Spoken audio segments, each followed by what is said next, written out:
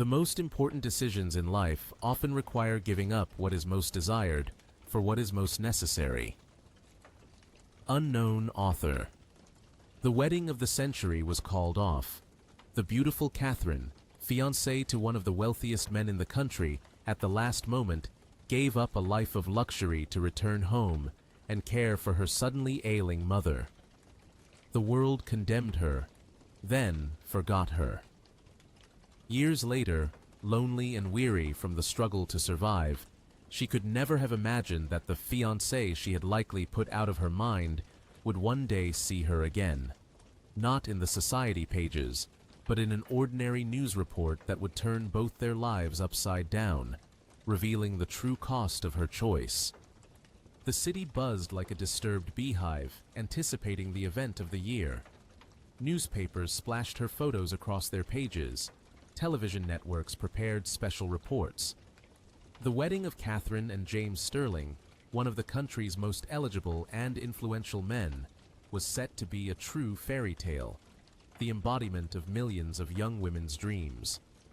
The lavish mansion in Greenwich, Connecticut, where tons of exotic flowers and exquisite delicacies were being delivered, became the epicenter of public attention. Designer gowns, diamonds, invited world-class celebrities. Every detail screamed of immense wealth and impeccable taste. Catherine, the bride-to-be, was at the center of this whirlwind of luxury and preparations. She moved through this glittering world as if in a dream. Dress fittings, meetings with planners, endless interviews, society galas where she was introduced as the future Mrs. Sterling. It all felt like the backdrop to someone else's life. She was 25, and just a year ago, she'd been working as a regular manager in a small firm, renting a modest apartment on the outskirts, and dreaming of simple, human happiness. How did she end up here? Chance. A meeting at a charity gala she attended on a friend's invitation, and James, who saw something in her that wasn't present in the hundreds of other women in his circle. Saw what? He said she stood out for her sincerity, her simplicity, the clarity in her eyes. He was captivated by her unaffected nature, which contrasted sharply with the artifice of the women usually surrounding him. In a few months, their romance developed rapidly, like everything in his world. The proposal, the ring with an enormous diamond, preparations for a wedding that promised to be the apotheosis of the high life. Catherine tried to fit in.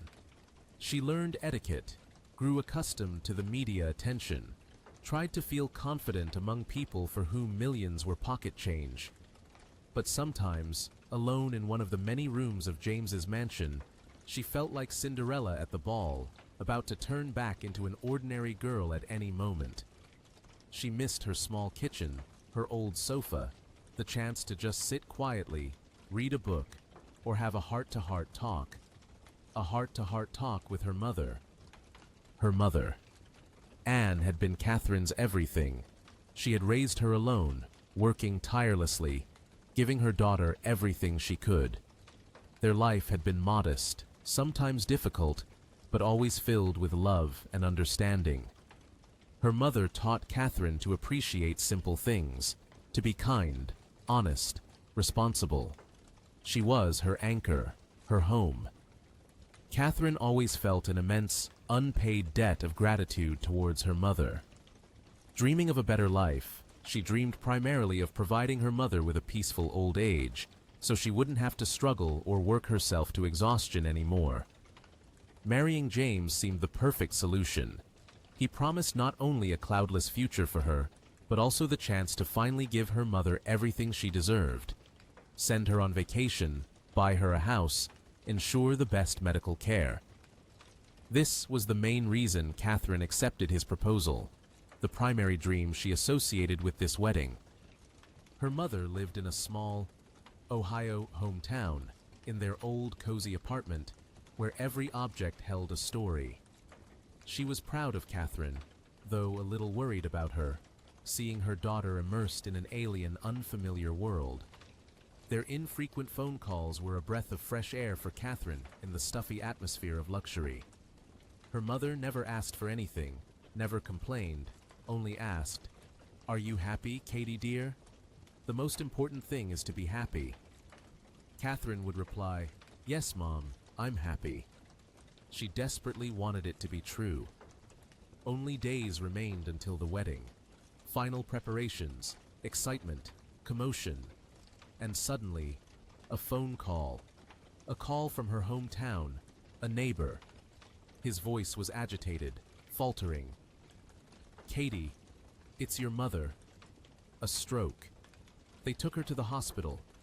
It's serious."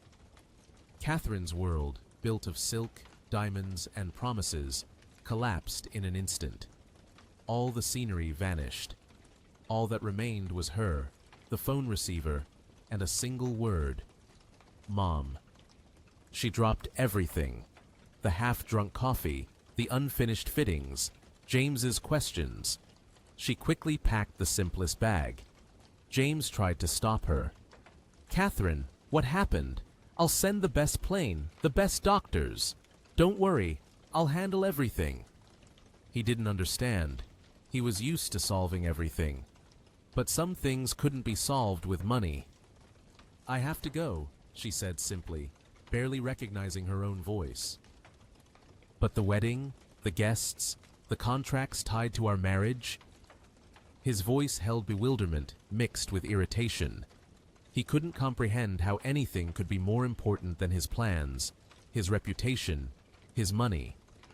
"My mother is more important," Catherine replied firmly. In that moment, all hesitation, all doubt vanished. Only a crystal clarity remained. Duty. Love.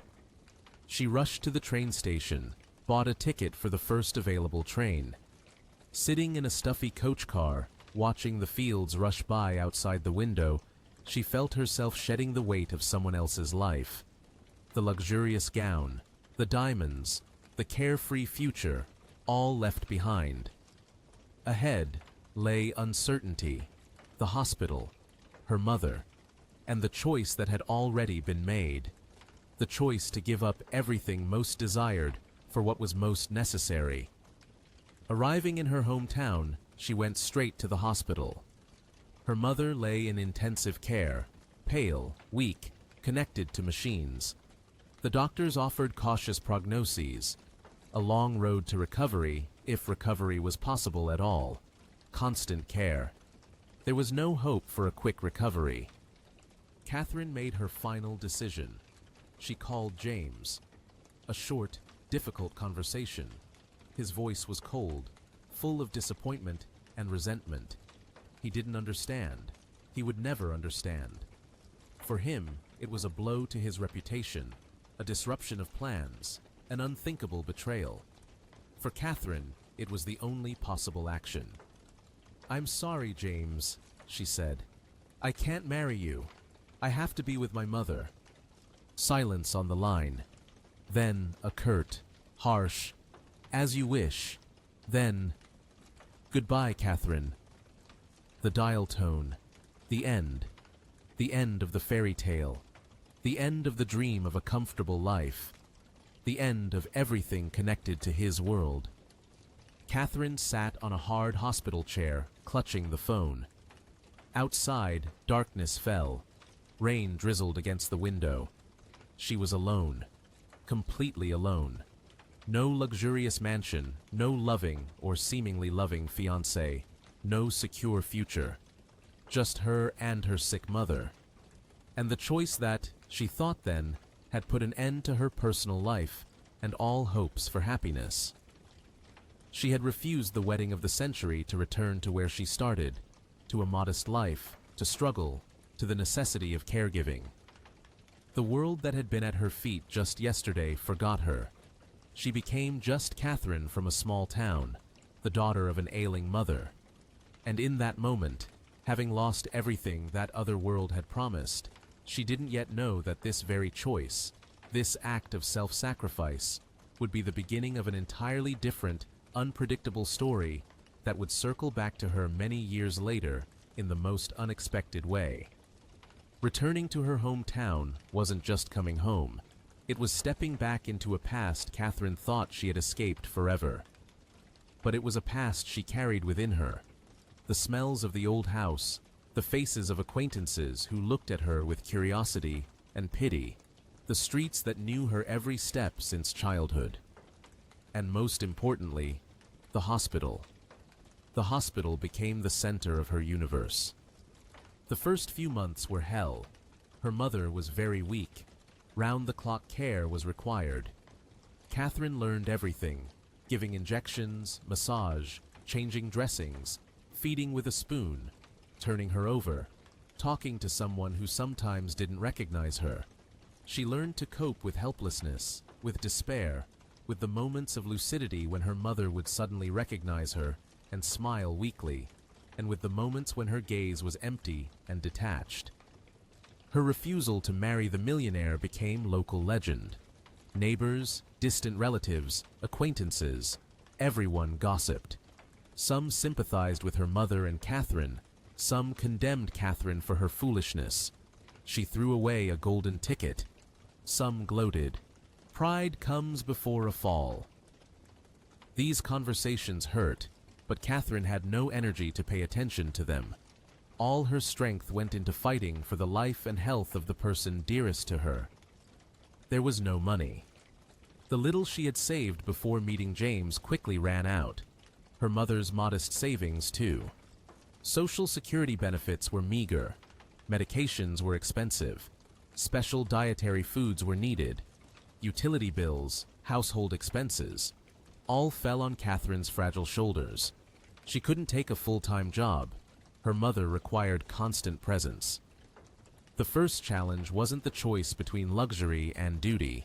Catherine had made that choice the instant she heard about her mother's illness. The first challenge was survival, for herself and her mother. She began searching for any earning opportunities that allowed her to stay close to her mother. She knitted items to sell, baked pies for the local market, did freelance translation work online at night when her mother slept.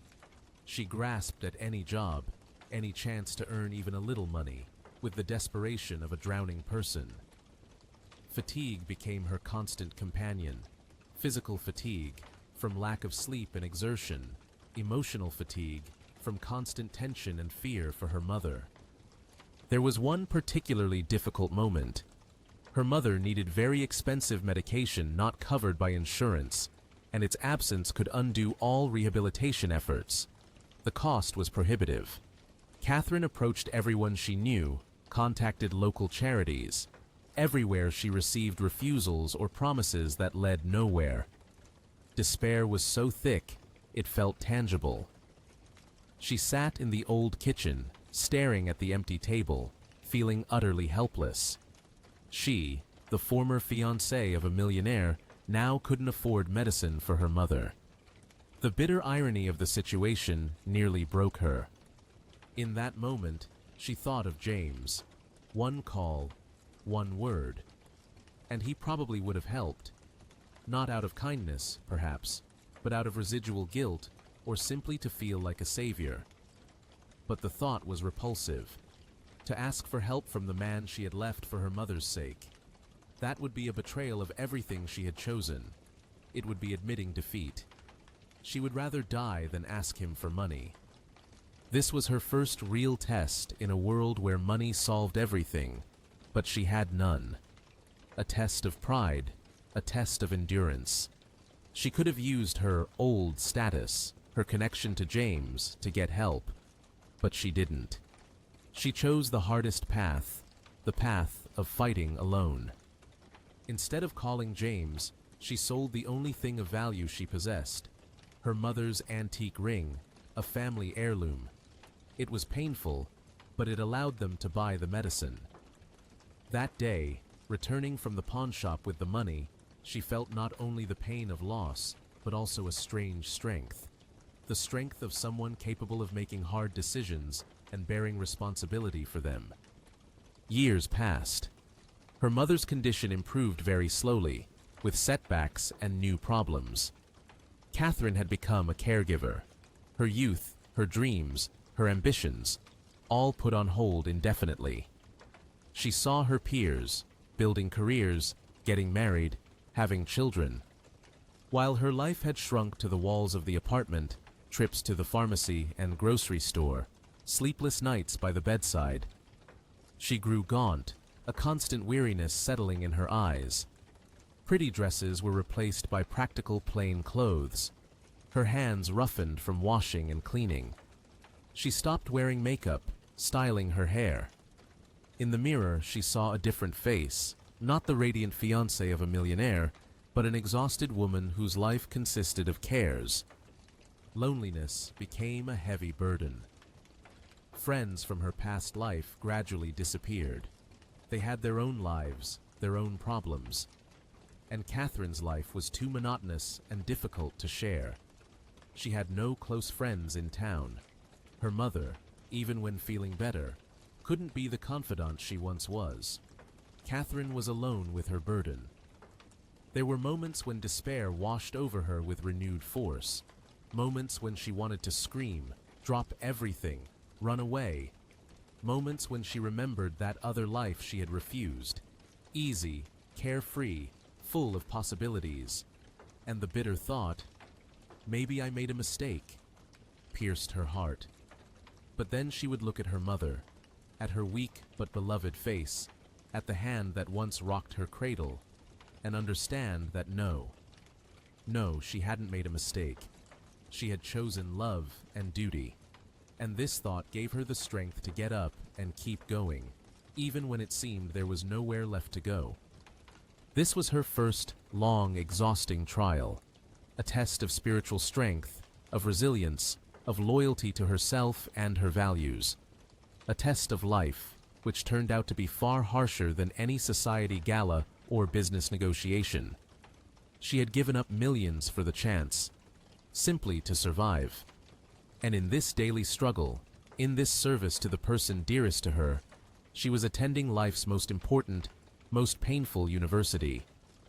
And she didn't know that this feat, invisible to the world, would one day become visible to the man who had likely put her out of his mind, but had never forgotten her choice.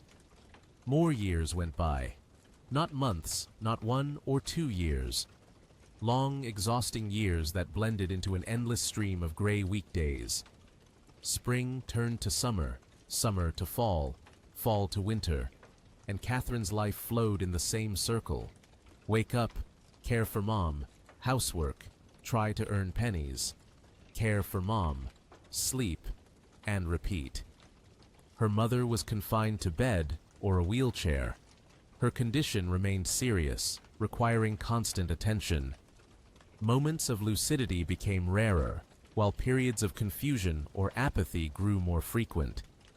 Catherine learned to recognize the slightest changes in her breathing, her expression, her moans. Her life became entirely subordinate to another person's. Fatigue had taken permanent residence in her body. Not the kind that disappears after a night's sleep, but a deep exhaustion that penetrated to the bone. Her back ached from constant lifting and repositioning. Her hands hurt, her legs swelled by evening. Sleep deprivation became chronic. Her mother often needed attention during the night. Dark circles became permanent fixtures under her eyes. Straightening her shoulders became almost physically painful. She lost her former slimness. Her movements became stiff and heavy. But physical fatigue was nothing compared to the weariness of her soul. Loneliness pressed down harder each day. The small circle of acquaintances she had in town gradually shrank. Everyone had their own life, their own problems. Who was interested in the story of a woman who gave up everything for her sick mother? People grew tired of the monotony of her life, the lack of joyful news, her constant absorption in her worries. Invitations to visit, to celebrations, stopped coming. She stopped going to cafes, movies, or even just taking aimless walks. The world outside her small apartment ceased to exist for her. The mirror became her enemy.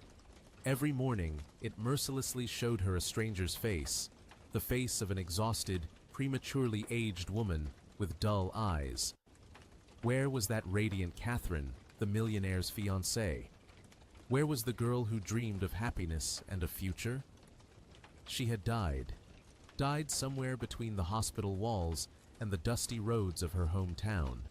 Her youth, her beauty, her dreams, all sacrificed, and now the sacrifice seemed in vain.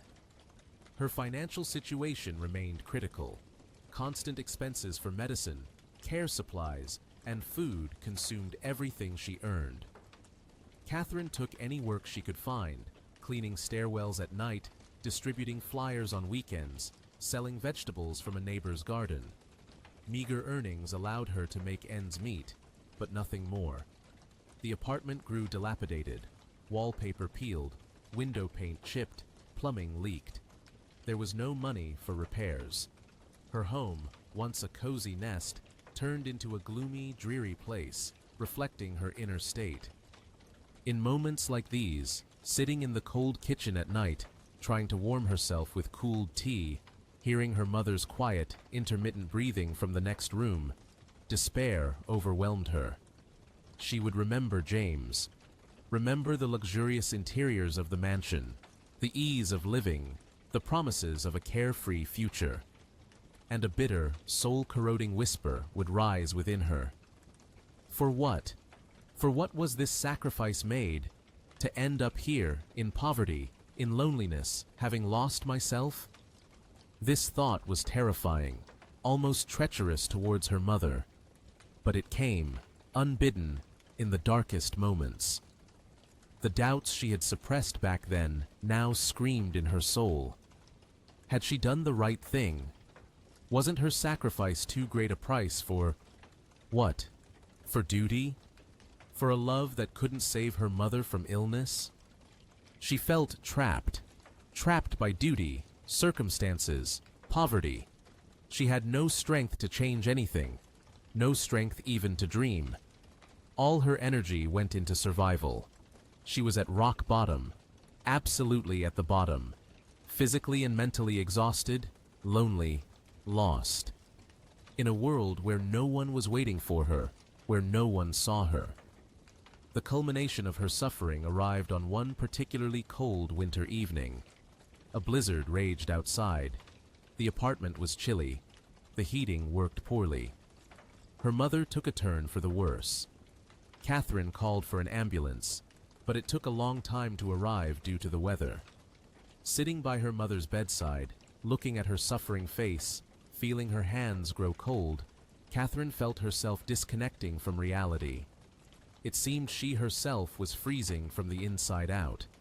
All those years of struggle, deprivation, sacrifice, it all seemed meaningless. Why? What had it led to? Only pain, fatigue, and a feeling of complete, total loneliness in the face of disaster. Tears streamed down her face, mixing with the sweat of exertion. She wept quietly, almost silently, burying her head in the blanket. It wasn't just crying, it was the scream of a soul cornered. A scream of despair, hopelessness, pain. She felt broken, shattered, destroyed. It seemed she had reached the bottom, and there was nothing beyond it. Only cold, darkness, and pain. This moment was the darkest point of her descent. The point when it seemed hope had finally died, and the sacrifice had been too heavy and perhaps futile. She was alone with her pain, and no one in the entire world knew of her suffering, her sacrifice, her utter collapse.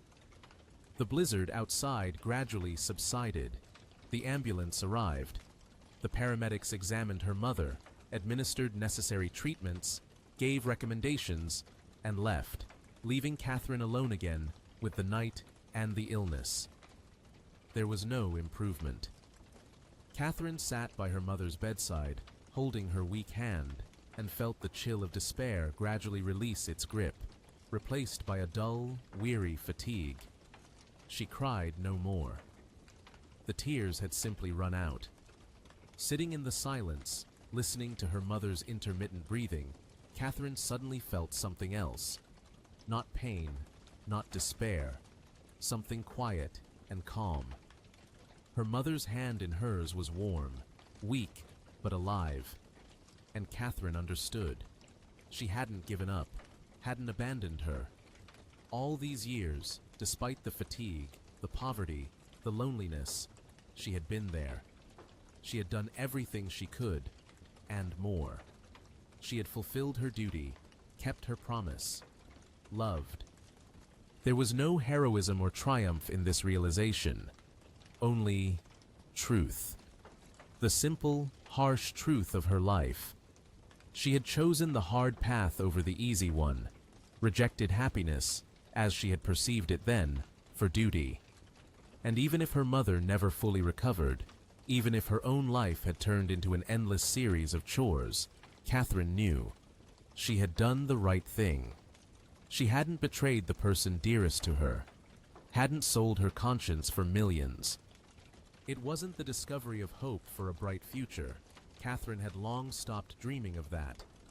It was the attainment of inner peace, acceptance of her fate, understanding that the value of her life wasn't in what she could have had, but in what she did. In every day spent by her mother's bedside, in every sleepless night, in every hard-earned dollar spent on medicine. It wasn't an external event, but an internal one, a shift in consciousness.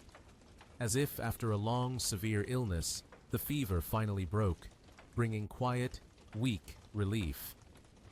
She saw her life not as a series of losses and deprivations, but as a path she herself had chosen and walked with honor. In the morning, as the faint light of the winter dawn broke through the window, Catherine stood up. Her body ached, but she felt lighter. She went to the window. The town slept under a blanket of snow. Silence. And suddenly, she saw a sparrow on the windowsill. Small, ruffled against the cold, it sat with its head tucked in, waiting for the dawn. Fragile, vulnerable, but alive. Alive, despite the frost and blizzard. And in this little sparrow, Catherine saw a reflection of herself. Fragile, worn out, having weathered storms. But alive, enduring. She hadn't broken, hadn't perished under the weight of circumstances. She had survived. She quietly opened the window a crack and sprinkled a few breadcrumbs from her meager supply onto the sill. The sparrow, initially startled, then, growing bolder, flew over and began to peck. It was a small, insignificant gesture. But for Catherine, it was symbolic. A symbol of life going on. A symbol of small, quiet kindness in a vast, indifferent world. In that moment, standing by the window watching the sparrow, Catherine felt a surge of strength. Not physical, but internal. She remembered her mother's words. The most important thing is to be happy. And suddenly understood, happiness wasn't luxury, not millions, not a carefree future. Happiness was the ability to be true to oneself, to one's values. The ability to love and care. The ability to see light even in the deepest darkness. And she was happy. Happy in her own way, with the bitter, hard-won happiness of someone who had walked through hell and remained human. She turned from the window. Her mother slept peacefully. Another day lay ahead, full of worries and difficulties. But Catherine knew she would manage. She had her own light, a light within, the light of her choice, the light of her love, the very light that neither poverty, nor loneliness, nor illness could extinguish.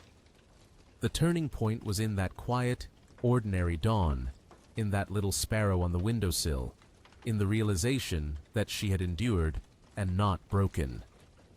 And that was the most important thing, because by enduring herself, she continued to give strength and life to another person, and that was true strength. Several more years passed.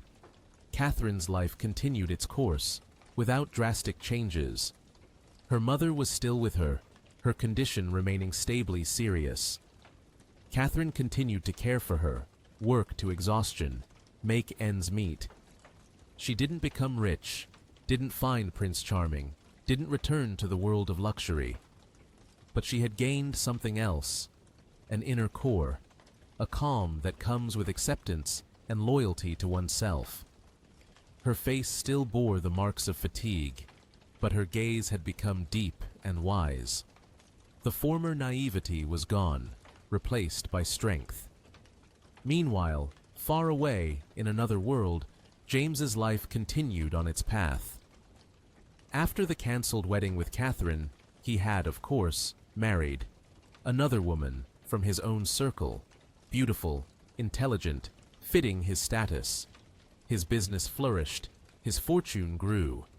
Outwardly, he was successful and happy. But the story with Catherine had left a deep, unhealed mark on his soul. He had never been able to understand her action, her rejection of everything for a sick mother. In his world, where everything had a price and was measured by benefit, such a choice seemed absurd, illogical, even foolish. But he couldn't forget it.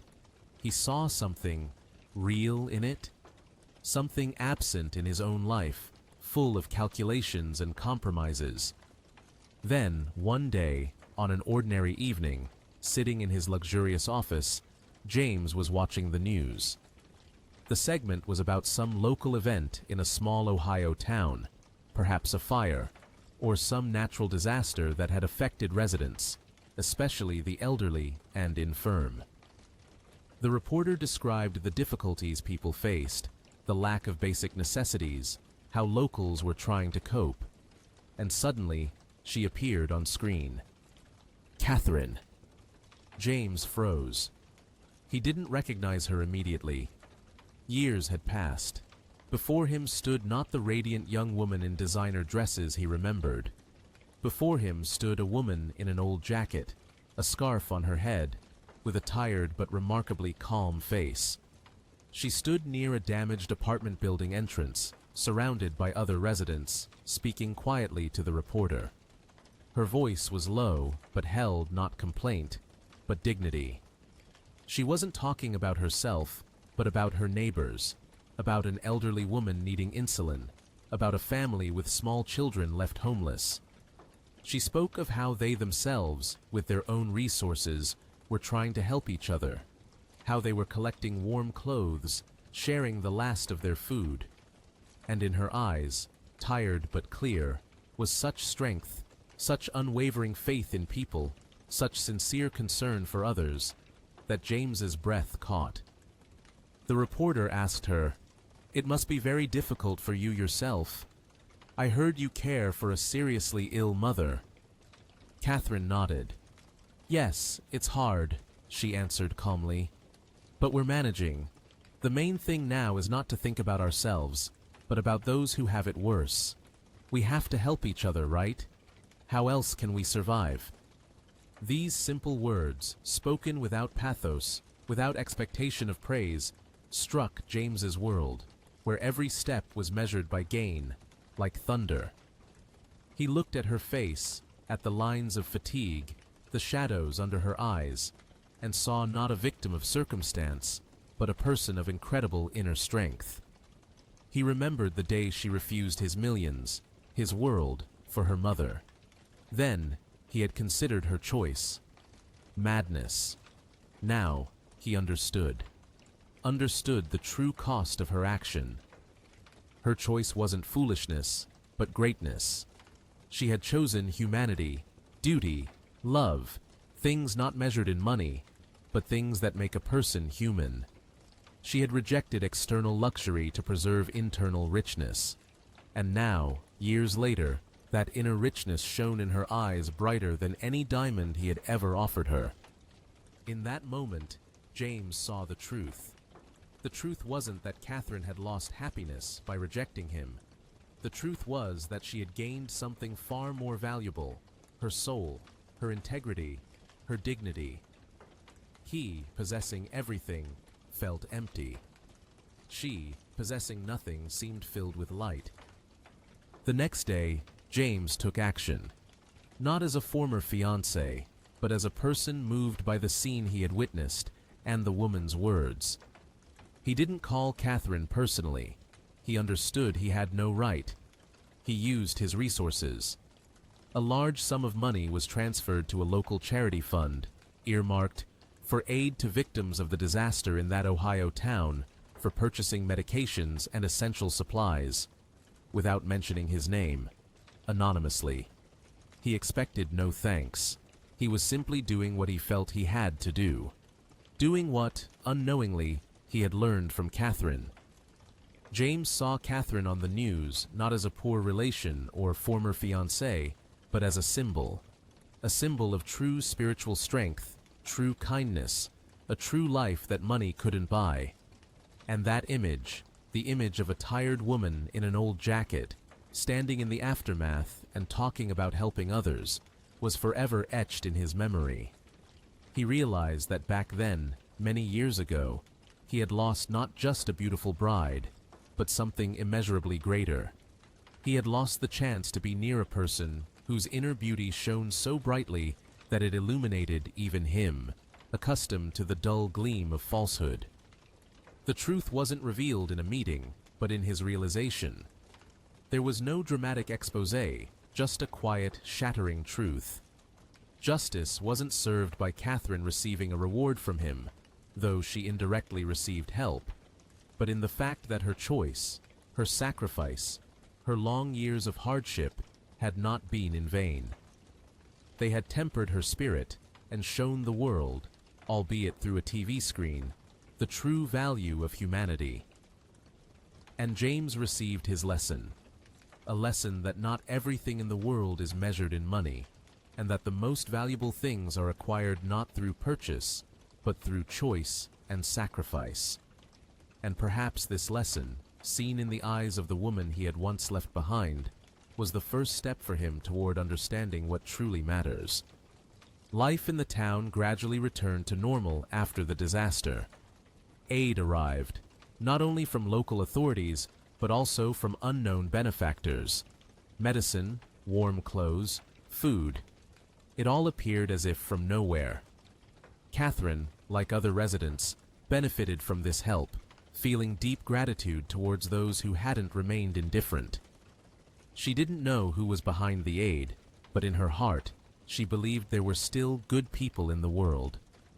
Her mother's condition, thankfully, hadn't worsened after the stress.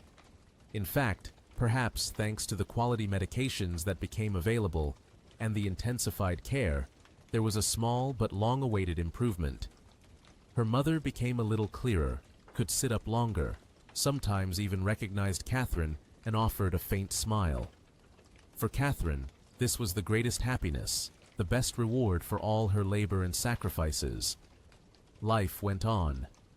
Catherine continued to care for her mother, work, get tired, but a quiet calm had settled in her soul. She no longer felt broken. The hardships remained, but the total despair had vanished. She knew why she lived, for whom she fought, and this purpose, this love, gave her strength. She sometimes thought about James, about how his life had turned out, about the other life she might have had. But these thoughts didn't bring regret or bitterness, only a gentle sadness, like remembering an interesting but finished book read long ago.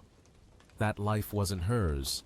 Her life was here, with her mother, in this small town, and she accepted it, with all its complexity and imperfection. In the evenings, when her mother slept, Catherine would sit by the window, look at the stars, or just at the street where the few lamps glowed. She often held her mother's old ring in her hands, the one she had sold, but which, years later, she had managed to buy back from the same pawn shop, spending a significant part of her savings. Now, this ring was more than just jewelry or a family heirloom. It was a symbol of choice, of sacrifice, of that very unseen value she had acquired. Looking at the ring, she remembered the words from that quote she had accidentally seen many years ago. The most important decisions in life often require giving up what is most desired for what is most necessary. Yes, she had given up what was most desired: luxury, a carefree future, potential happiness with a wealthy man. For what was most necessary, for duty, for love for her mother, for preserving her soul. And she regretted nothing. True generosity is giving without expecting anything in return. Catherine had given years of her life, her strength, her youth, expecting nothing in return except the chance to be near her mother and alleviate her suffering. And it was in this absolute, selfless giving that she had gained what millions couldn't buy: inner peace, dignity, a sense of purpose. Her story didn't end with a Hollywood happily ever after, where the millionaire returns to rescue his fiancée from poverty. Reality is more complex and profound. James remained in his world, Catherine in hers. But a bridge between their worlds had been built, a bridge of understanding, a lesson in humanity that Catherine had taught him with her choice. Catherine didn't become famous or wealthy, but she became strong. She became herself. A woman who chose love and duty over money and comfort. And in this quiet, unnoticed heroism lay a true, unseen beauty. One day, many years later, after her mother had passed away, Catherine sat on that same park bench where she had once dreamed of a different life. The town had changed, but the park remained, and Catherine sat there, holding her mother's ring, and she smiled. Smiled at the sun, smiled at the sparrows, smiled at life. She hadn't found the happiness she was looking for back then. She had found the happiness she had built herself, on a foundation of loyalty, love, and self-sacrifice, and it was solid, real, and priceless. Catherine's story is about how the most valuable treasures are hidden not in bank vaults, but in the human heart, and that sometimes, to find them, one must give up everything else.